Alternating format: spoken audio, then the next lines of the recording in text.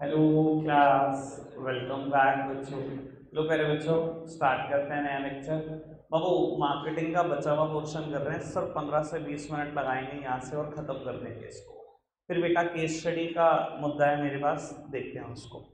बेटा बिल्कुल front page पर आ जाओ। आप याद करो मार्केटिंग चैप्टर कभी मैंने पहले पेज से शुरू नहीं किया। मैंने एक टॉपिक कराया था मार्केटिंग वर्सेस सेलिंग, वहाँ से शुरू किया हुआ है चैप्टर। ठीक है जी। बिल्कुल पहले पेज पर आ जाओ, टॉपिक लिखा होगा बेटा मार्केट, और बेटा ये लिखा होगा ट्रेडिशनल कंसेप्ट ऑफ मार्केटिंग और मॉडर्न कंसेप्ट। देन नीचे लिखे होंगे फीचर्स। आओ मेरी तरफ देखो, समझते हैं मार्केट क्या होती है। सामने देखना, हर वो प्लेस मार्केट है वेयर बेटा जहाँ huge number of buyer and seller gather together to exchange goods and services. Market में क्या बताऊं यार, इकोनॉमिक्स में पढ़ के आते हो तो मैं बहुत अच्छे से बताऊंगा। हर वो प्लेस मार्केट है ना यार, जहाँ ह्यूज नंबर ऑफ बायर हो, ह्यूज नंबर ऑफ सेलर हो, और इसलिए इकट्ठे हुए हैं कि गुड्स एंड सर्विस का एक्सचेंज करेंगे फॉर मनी। यही तो मार्केट है। सिंपल बात, कुछ नहीं है इसमें नया। आगे बढ़ाओ जी। ट्रेडिशनल कंसेप्ट ऑफ मार्केटिंग और मॉडर्न कंसेप्ट ऑफ मार्केटिंग, इधर देखना। बहुत ट्रेडिशनली लोग मार्केटिंग वर्ड तो बोलते थे, पर पता है किसको बोलते थे? जो आप सेलिंग पढ़ के आते हो ना, उसे लोग मार्केटिंग बोलते थे। याद है selling, vend the customer according to the product. बस ओनरशिप ट्रांसफर होनी चाहिए गुड्स एंड सर्विसेज की, यूजिंग लीगल मीन्स और इलीगल मीन्स। बस प्रोडक्ट बेच दो, ओनरशिप ट्रांसफर कर दो, कैसे ही करो बस। यही थी ना सेलिंग।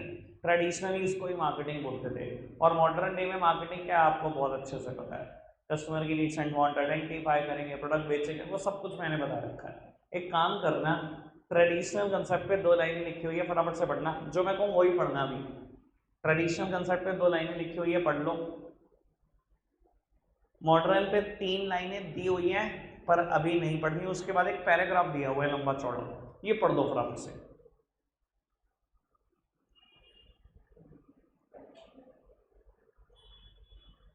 भाई थोड़ा स्पीड बढ़ाकर कर दो, वरना टाइम तुम बहुत ज़्यादा लगवा दोगे इस चीज़ पे।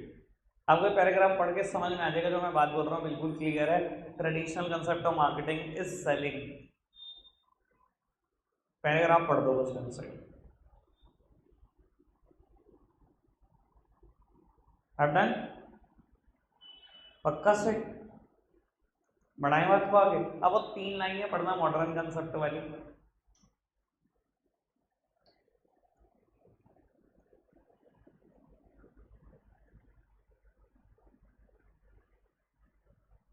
पढ़ा? अब यहाँ पर यार कुछ कुछ वर्ड समझ नहीं आए, है ना? हो गया ना ऐसा, मुझसे क्यों बताएगा? नोवेल नहीं, सब समझ में आ जाएगा। एक वर्ड है marketing, offering, exchange, needs and wants. ये थोड़ा परेशान कर रहे होंगे, घबराओ नहीं। कि जो जो वर्ड समझ में आए ना, सब नीचे दिए हुए हैं फीचर में, सब पढ़ाने जा रहा हूँ मैं आज। वो फीचर पढ़ते हैं। पहला फीचर है मार्केटिंग का नीड्स एंड वांट्स। सामने देखना। सर फर्क समझते हो नीड और वांट में? क्या फर्क होता है बाबू? जो चीज़ हमारे लिए बेसिक नेसेसिटी है वो नीड है, और जो लग्जरी है वही वांट है।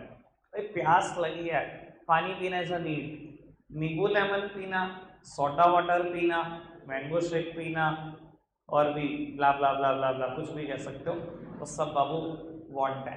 पर मार्केटिंग का एम पता क्या है? मार्केटिंग पता क्या कहता है? कस्टमर की नीड भी सेटिस्फाई करनी है, वांट भी सेटिस्फाई करनी है। समझ में आ रही है बात? नीड एंड वांट में फर्क समझ में आ गया?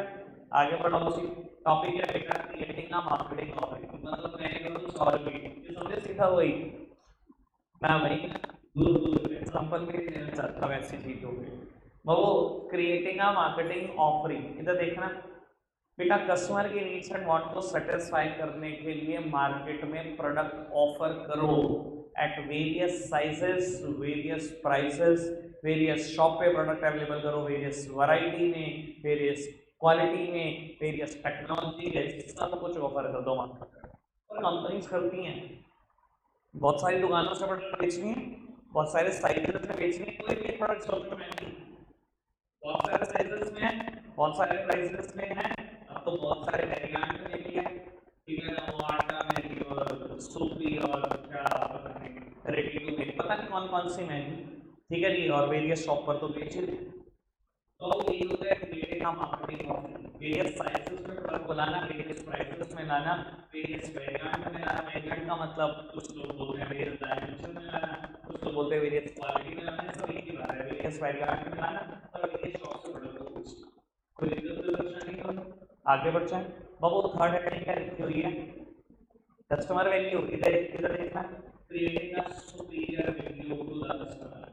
और सुपीरियर वैल्यू कैसे क्रिएट की जाती है, तो वो एक लाइन है, पहले ही बोलता हूँ, मैं भी बोल रहा हूँ बाबू, satisfy the customer better than competitor. Customer value तभी करेगा आपकी जब आप कस्टमर को सेटिस्फाई करोगे मोर देन कॉम्पिटिटर। और वो कैसे किया जाता है आपको पता है, इंडिया में सेटिस्फाई करने का तरीका ही क्या है, प्राइस कटिंग। कॉम्पिटिटर 60 रुपए में 300 बेचता है, आप भी वो 60 में 300 कर दो, बस 3 के साथ एक फ्री कर दो, जगह निकाल दो कॉम्पिटिटर की, कस्टमर खुश रहेगा।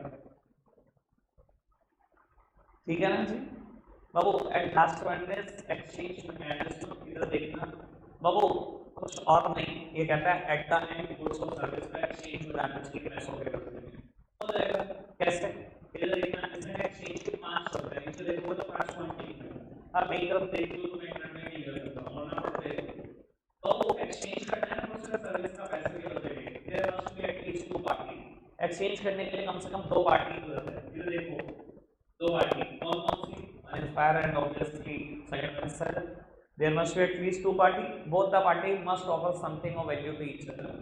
दोनों पार्टी एक दूसरे को कुछ ना कुछ वैल्यू का ऑफर करे। ठीक है ना जी, एक पैसे ऑफर करेगा, एक अपने गुड्स या सर्विस ऑफर करेगा। सर एक्सचेंज करने के लिए यही तो होगा, both the party must be ready to deliver something of value to each other. सिर्फ बाबू ऑफर नहीं करना, आप डिलीवर करने के लिए तैयार हो। ये तो नहीं है तो बहुत अच्छा बनता है, लेकिन देखना नहीं चाहता, फिर कहां से चाहिए होगा, अच्छा होने से क्या होता है। There must be at least 2 party, both the party must offer something of value to each other, both the party are ready to deliver goods and service to each other. तो इधर देखना बेटा, both the party have the right to accept or reject the offer। दोनों party को right होना चाहिए, offer accept भी कर सकते हैं और रिजेक्ट भी कर सकते हैं। ये नहीं बेटा सैलरी कमिटी में बंदूक लगा दी कि 10 रुपए दे रहा हूँ, ये प्रोडक्ट करनी चाहिए 10 रुपए चाहिए।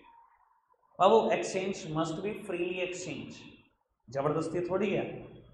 ठीक है ना, एक्सचेंज का रूल है, exchange must be freely exchange. ठीक है जी, मर्जी से होना चाहिए, दोनों की सहमति से होना चाहिए। दोनों पार्टी को राइट है एक दूसरे का ऑफर एक्सेप्ट भी कर सकते हो और रिजेक्ट भी कर सकते हो। और फिर पॉइंट कहता है both the party must enter into the transaction. जैसे ही आप ट्रांजैक्शन में एंटर कर जाओगे एक्सचेंज पूरा हो जाएगा। फिर 5 रूल है एक्सचेंज के, सिंपल है। आगे बढ़ सकते हैं बाबू, एक टॉपिक स्टार्ट हो रहा है मार्केटिंग मैनेजमेंट। डेफिनेशन दी हुई है, एक ही ऑथर है फिलिप कॉटलर। बाबू जिस दिन चैप्टर शुरू कर रहा है एक ही बात बताइए आपको, पूरा कंटेंट मार्केटिंग पे पढ़ते चले जाओ, इवन एनबी में पढ़ते चले जाओ, एक ही ऑथर नजर आता है फिलिप कॉटलर, सबसे मेन ऑथर है। आपके तो पूरे 12th क्लास में जितना कंटेंट है सब एक ही बंदे का दिया हुआ है, फिलिप कॉटलर का। ठीक है जी, तो ये तो डेफिनेशन का तो कोई भी आपको ऑथर याद रखने की जरूरत नहीं, बिल्कुल क्लियर है, एक ही आदमी है। पढ़ना फिलहाल पढ़ना से डेफिनेशन।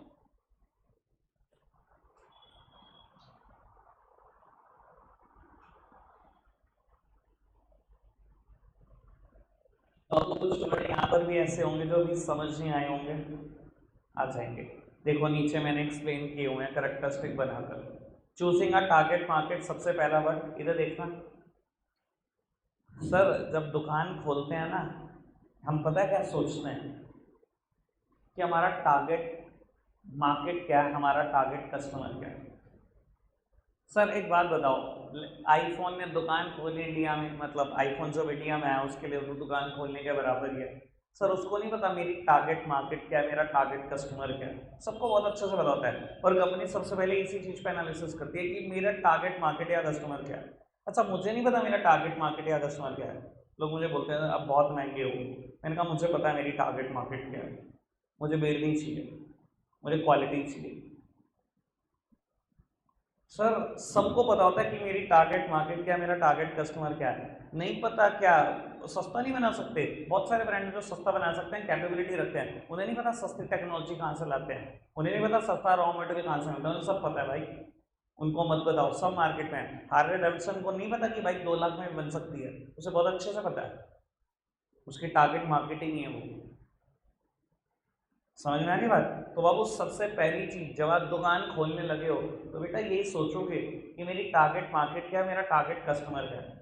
उसके बाद सेकंड चीज जो आपके दिमाग में आती है वो आती है बेटा is to get the customer, is to keep the customer and increase in the number of customer. मेरी तरफ देखना, is to get the customer. Sir अगर आज दुकान का शटर उठाए, पहला एम क्या होगा कि कस्टमर आ जाए बस। Is to get the customer, customer आ गया जी। बाबू is to keep the customer, अब आप चाहते हो सिर्फ आके एक बार, ऐसा ना हो कि दोबारा कभी ना आए, बार बार मेरे पास ही आता रहे। Is to get the customer, is to keep the customer, एक बार ना है बस, बार बार अब मेरे पास ही आए। And increase in the number of customer, कि ये तो बार बार आया है और भी बढ़ते जाए मेरे पास कस्टमर। एक तो एम होता है यार, और क्या एम होता है कि कस्टमर आए भी, रुके भी और नए नए भी ऐड होते चले जाए, यानी कि कस्टमर भी बहुत मजबूत हो जाए मेरा। ठीक है ना जी। And last one is creating a superior value. Sir superior value का मतलब वही है जो मैंने अभी कस्टमर वैल्यू में बताया।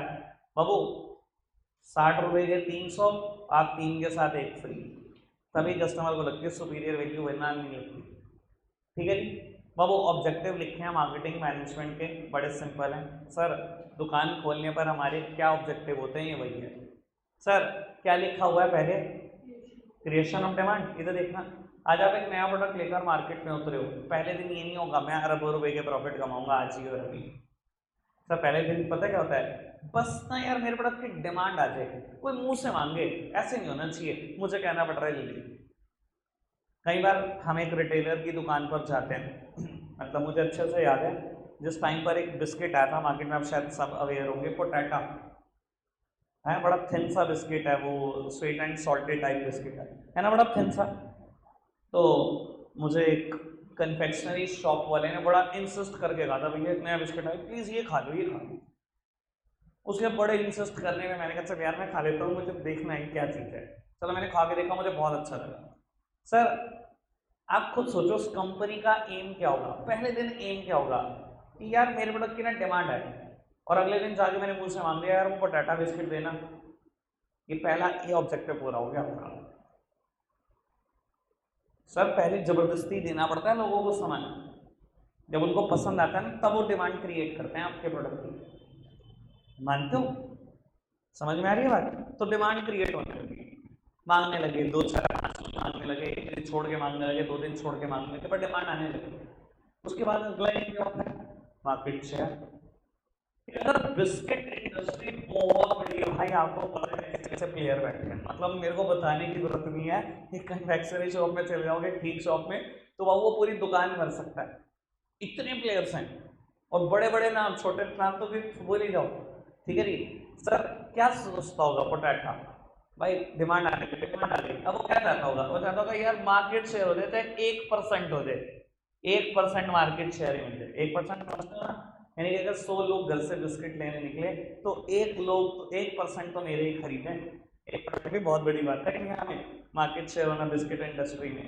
ठीक है, कईयों का है भाई, पार्ले जी मुझे लगता है 5 से 10% के बीच में मार्केट शेयर लगता होगा। ठीक है ना, बड़ो बहुत बहुतों का फेमस है। ठीक है ना, गुड डे, मॉम्स मैजिक, मतलब बहुत बड़े बड़े नाम है यार, बहुत बड़े बड़े नाम, आप समझ सकते हो यार, बहुत खतरनाक इंडस्ट्री है, मतलब मुझे लगता है कट थ्रोट कॉम्पिटिशन है ऐसे इंडस्ट्री के लिए। तो 1% भी आ जाए नए बिस्किट के लिए तो बहुत बड़ा मार्केट शेयर है। ठीक है ना, मतलब 100 लोग घर से निकले तो 1% मेरा प्रोडक्ट मान गई। ठीक है जी, चलो डिमांड क्रिएट होने लगी, मान लो मार्केट शेयर भी बन गया। उसके बाद बेटा गुडविल। वो गुडविल कब बनती है बेटा, जब अपना प्रोडक्ट रीजनेबल प्राइस पर बेचते रहोगे और प्रोडक्ट की क्वालिटी रिड्यूस नहीं करोगे, और अगर आप कोई ऐसा प्रोडक्ट बेच रहे हो जिसमें आफ्टर सेल सर्विसेज रिक्वायर्ड है वो भी देते रहोगे, सर अपना अपने आप अच्छा नाम बनेगा। मान लो हम किसी ब्रांड का प्रोडक्ट तो बाय कर लेते हैं, ये भी कहा जाता है आफ्टर सेल सर्विसेज है, लेकिन बेटा दिक्कत आने पर उस प्रोडक्ट में जब हम गारंटी वारंटी की बात करते हैं तो हम अपने रिप्लाई नहीं करते। अरे मेरे साथ तो अभी हाल ही में हुआ है यार कुछ, ये माइक में इशू आ गया था। ठीक है ना, एक पर्टिकुलर ब्रांड का प्रोडक्ट है, मैंने भाई साहब इतनी कॉल करी लिटरली, मतलब मेरे पास वारंटी कार्ड पड़ा हुआ है, भाई साहब बिल्कुल इग्नोरेंट है लोग। सब ठीक है, मार्केट बन जाएगी आपकी, मार्केट शेयर भी बन जाएगा, लेकिन वो मार्केट ध्वस्त हो जाएगी बेटा अगर ये सब प्रैक्टिस चलती है। तो गुडविल तो बनती है बेटा जब हम प्रोडक्ट को रीजनेबल मार्जिन पर बेचते हैं और बेटा क्वालिटी नहीं गिराते अपने प्रोडक्ट की। ठीक है ना। और एट द एंड बेटा हमारा एम होता है प्रॉफिट कमाना थ्रू कस्टमर सेटिस्फैक्शन। तो बेटा ये कमाई लोगे अगर किसी हिसाब से चलते रहोगे तो। ठीक है जी। पहले दिन कोई करोड़ों के प्रॉफिट नहीं सोचता, पहले दिन कोई 1 रुपए का भी प्रॉफिट नहीं सोचता, पहले दिन लोग डिमांड नहीं सोचते, तो दिक्कत कोई परेशानी तो। आगे बढ़ाएं बात को। अब वो एक टॉपिक स्टार्ट हो रहा होगा फंक्शंस ऑफ मार्केटिंग। ठीक है जी। एक काम करना, 5th से लेकर 12th तक की हेडिंग के नाम पढ़ दो बस। 5th से लेकर 12th तक की हेडिंग के नाम पढ़ना। अगर आपने 5th से लेकर 12th तक की हेडिंग के नाम पढ़े होंगे तो आपको पता ही है सब चीज़ों पे पीएचडी हमारी। हमें क्या बताऊं तुम्हें, ट्रांसपोर्टेशन और क्या बताऊं ब्रांडिंग और क्या बताऊं पैकेजिंग, सब पता है। बढ़े आगे, शुरू की 4 बातें बता दो, सब खत्म। चलो जी, फंक्शंस ऑफ मार्केटिंग पढ़ रहे थे बेटा 5th से 12th तक सब कुछ पता है। पता शुरू की 4 बातें भी हैं, बस मुझे थोड़ा थोड़ा ऐड करना उसमें। बाबू 4th हेडिंग लिखी हुई है स्टैंडर्डाइजेशन एंड ग्रेडिंग। बेटा मार्केटिंग दोनों से डील करता है, विद स्टैंडर्डाइजेशन भी विद ग्रेडिंग भी। क्या फर्क होता है दोनों में? सर पेरिशेबल प्रोडक्ट या एग्रीकल्चर रिलेटेड प्रोडक्ट में बेटा स्टैंडर्डाइजेशन नहीं चलता, वहां ग्रेडिंग चलती है। सोचो ना सर, व्हीट और राइस, वहीं ये चलता है स्टैंडर्डाइजेशन कि राइस का एक दाना दूसरे दाने के बिल्कुल बराबर है, they all are similar in their size shape colour, ऐसे। एप्पल्स एक दूसरे के बिल्कुल बराबर है, ऐसे। सर वहां ग्रेडिंग चलती है कि ये इस क्वालिटी का एप्पल है, ये इस क्वालिटी का, ये 120 रुपए किलो और ये 80 रुपए किलो। सर जितने भी एग्रीकल्चर प्रोडक्ट देखोगे वहां पर बेटा स्टैंडर्डाइजेशन ही चलता। स्टैंडर्डाइजेशन का मतलब क्या होता है? अगर फेयल याद है, सॉरी टेलर याद है, तो स्टैंडर्डाइजेशन का मतलब याद होगा बाबू, एक प्रोडक्ट दूसरे प्रोडक्ट के इतने सिमिलर होना चाहिए that it produces interchangeability, similar in their size colour dimension wait, और चीज में सिमिलर। और मैं हमेशा एग्जांपल देता हूं, आईफोन उठाकर देख लो, एक दूसरा तीसरा चौथा पांचवा 100 उठाकर देख लो, कलर में सेम, डायमेंशन में सेम, साइज में सेम, भाई वेट में सेम, और चीज में सेम है वो। ये स्टैंडर्डाइजेशन है। तो मार्केटिंग दोनों से डील करता है, स्टैंडर्डाइजेशन से भी और ग्रेडिंग से भी। ठीक है जी, आगे बढ़ सकते हैं। बाबू फर्स्ट हेडिंग पर आना, gathering and analysing market information. देखना बाबू, कहता है मार्केट से इंफॉर्मेशन गैदर भी कर लो और एनालाइज भी कर लो। गैदर क्यों कर लो? अरे आपको पता ही है बहुत अच्छे से मार्केटिंग कहाँ से स्टार्ट होता है, identification of customer needs and want. सबसे पहला काम मार्केटिंग में क्या करते हो? कस्टमर की नीड एंड वांट की तो आइडेंटिफाई करते हो। तो बेटा इसी इंफॉर्मेशन को तो गैदर करने की बात कर रहा है। मान लो आपके दिमाग में कोई प्रोडक्ट चल रहा है, मैं प्रोडक्ट बनाऊंगा, तो पहले देख तो लो कस्टमर की जरूरत है भी या नहीं, या बस बना दोगे? कस्टमर की जरूरत है नहीं है, कब बाय करेगा कस्टमर, किस प्राइस पे बाय करेगा, सारी इंफॉर्मेशन गैदर कर लो ना कस्टमर से। और अगर मैं अपनी भाषा में बोलना चाहूँ, मैं तो इसको बोलता हूँ मार्केट सर्वे। भाई सिंपल भाषा तो यही है, मार्केट का सर्वे कर लो भाई। ठीक है ना। वो बात अलग है कि एनसीईआरटी उसको gathering and analysing market information बोलती है। और बेटा सिर्फ मार्केट इन्फॉर्मेशन गैदर करके मत छोड़ देना, गैदरिंग का कोई पर्पस ही नहीं अगर आपने उस इन्फॉर्मेशन को एनालाइज ना किया तो।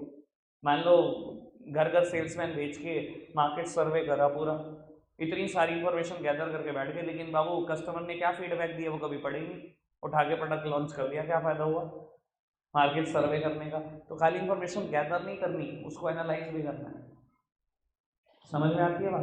देन बेटा मार्केटिंग प्लानिंग बहुत काम की बात। बाबू अब कर लो मार्केटिंग प्लानिंग। मार्केटिंग प्लानिंग मतलब हमें जो कस्टमर के फीडबैक आए हैं उसके हिसाब से प्रोडक्ट का कितना प्रोडक्शन करूं, कितने लोग डिमांड कर सकते हैं, कहाँ कहाँ पर सेल्स करूं, कहाँ से ज़्यादा डिमांड आने के चांसेस है, प्रमोशन का कौन सा टूल यूज करूं, सेल्स प्रमोशन का कौन सा मेथड इस्तेमाल करूं, सब सोच लो मार्केटिंग प्लानिंग में, सब सोच लो। एक बात बताऊं मैं आपको, एक मतलब मार्केटिंग की फील्ड में एक कहावत है बाबू, प्रोडक्ट कैसा भी बनाओ, प्रोडक्ट का चलना ना चलना ना एक बात पे डिपेंड करता है बेटा कि आप उसको कैसे प्रेजेंट करते हो। कई बार ना प्रोडक्ट बहुत अच्छा होता है, आप प्रेजेंट इतने खराब तरीके से करते हो कि प्रोडक्ट की हवा निकल जाती है। टाटा नैनो के साथ ना यही हुआ है। शायद वो प्रोडक्ट बहुत ठीक था, पर बजटेड कार पता नहीं उसको कैसे प्रेजेंट करा, लोगों ने ऑटो रिक्शा ही समझ लिया उसको। भाई मुझे लगता है कूड़ा भी बनाओगे ना, लेकिन प्रेजेंट ढंग से करोगे, बिक जाएगा। किंडर जॉय, ओ यार ये पता नहीं कहाँ से आता है, ठीक है ना सर। बात सिर्फ प्रेजेंटेशन की है, ठीक है ना। तो मार्केटिंग प्लानिंग में ना मेन बात आती है प्रेजेंट कैसे करना है प्रोडक्ट को। और एक बात और जो मैं मार्केटिंग प्लानिंग में बोलता हूँ, इससे बोलते हैं हम स्वॉट एनालिसिस। तो वो क्या बोलते हैं, स्वॉट एनालिसिस। स्वॉट मतलब strength, weaknesses, opportunity and threat. बाबू जो भी प्रोडक्ट मार्केट को देने जा रहे हो ना, उसके बारे में 4 बातें जरूर पढ़ना ढंग से। उसकी स्ट्रेंथ क्या है, उसकी वीकनेसेस क्या है, अपॉर्चुनिटी क्या है और थ्रेट क्या है। मान लो बेटा मेरी कंपनी है और हमने पूरी मार्केट रिसर्च, पूरा मार्केट सर्वे किया और ईवी टू व्हीलर बनाना चाहते हैं हम, इलेक्ट्रिक व्हीकल। कितने कस्टमर खरीदना चाहते हैं, किस बजट का खरीदना चाहते हैं, सब कुछ हमने मार्केट सर्वे कर लिया, ठीक है जी। सर मार्केटिंग प्लानिंग कहते हैं ढंग से जान लो इन 4 चीजों के बारे में। सर है ईवी की कुछ स्ट्रेंथ है भाई, बहुत चीजें स्ट्रेंथ है, इसमें से मेजर चीज है बाबू 50 पैसा पर किलोमीटर के खर्च आता है बस, 50 पैसा पर किलोमीटर। यानी कि बाबू यहाँ से दिल्ली आना जाना करना हो, 400 किलोमीटर ट्रैवल करना हो तो 200 रुपये में हो जाएगा, ऐसा कंपनियां क्लेम करती है। 50 पैसा पर किलोमीटर यार बहुत बड़ी स्ट्रेंथ है। वीकनेस सर है, वीकनेस है बाबू जो लोग पेट्रोल डीजल की गाड़ियां चला चुके हैं, जब वो ईवी चलाते हैं तो उनको लगता है यार कोई परफॉर्मेंस नहीं है यार, मजा नहीं आया यार, परफॉर्मेंस में कमी है, वीकनेस भी है। अपॉर्चुनिटी भाई, अपॉर्चुनिटी बहुत तगड़ी है, बहुत तगड़ी है। अभी तक इंडिया के सिर्फ 2% लोगों के पास ईवी है, अगर टू व्हीलर की बात करूं मैं, फोर व्हीलर तो और कम के पास है sir. 98% of the population are to be covered. कितनी बड़ी अपॉर्चुनिटी है, सोच लो, कमा लो कितना कमाना है, ठीक है जी। और थ्रेट, थ्रेट भी बहुत खतरनाक है भैया। ईवी चार्जिंग के टाइम पर चल रहे हैं, कहीं क्या खबरें आ रही है, कहीं क्या खबरें, यूट्यूब भरा पड़ा है भाई सब, कैसे कैसे आग लग जाती है, चलते चलते भी दिक्कतें आ जाती है, चलते चलते ही आग लग जाती है। अभी थ्रेड्स भी बहुत सारे हैं। तो अब जो भी प्रोडक्ट मार्केट को देना चाह रहे हो यार, ये एनालिसिस बहुत काम का है, स्वॉट एनालिसिस करना ही पड़ेगा। और ये कब करते हैं, मार्केटिंग प्लानिंग में करते हैं, ठीक है जी। चलो जी पूरी मार्केटिंग प्लानिंग कर ली, then product designing and development. इधर देखना, पहले क्या होगा, डिजाइनिंग या डेवलपमेंट। Obviously product designing. बाबू डिजाइनिंग का मतलब क्या है, प्रोटोटाइप क्रिएट करना। ये वर्ड मैंने कभी पहले भी बोला है, वेस्टिब्यूल ट्रेनिंग में बोला था। प्रोटोटाइप क्रिएट करना, कंप्यूटर में हमने पूरी डिजाइनिंग कर दी कि हमारा ईवी दिखने में कैसा होगा, पूरा 3D व्यू देख लिया सारे एंगल से कि प्रोडक्ट देखने में कैसा होगा। प्रोडक्ट डिजाइन कर लो और उसके बाद बेटा डेवलपमेंट स्टार्ट होगी। बेटा मैं वैसे ये बता देता हूँ, मतलब कुछ चीज़ें बेटा डिज़ाइन में कुछ और होती हैं और over the period of time हम डेवलपमेंट किसी और तरीके से करते हैं। मतलब दुनिया में बेटा बहुत सारी चीज़ें ऐसी भी आई हैं जो आई किसी और पर्पस के लिए थी, बाद में यूज़ किसी और पर्पस के लिए हुई, ठीक है ना। जिसमें से एक बेस्ट एग्जाम्पल हो सकता है फेसबुक। जब आया था तो उसका पर्पस ये नहीं था, एक यूनिवर्सिटी के कॉलेज के लोग अलग हो रहे थे तो उन्होंने आपस में बात करने के लिए प्लेटफॉर्म बनाया था, कहाँ तक पहुँच गया, ठीक है ना जी। बस इतना ही कुछ था मेरी तरफ से आज, रखते इतना, आज के लिए इतना ही है प्यारे बच्चों, बाय बाय।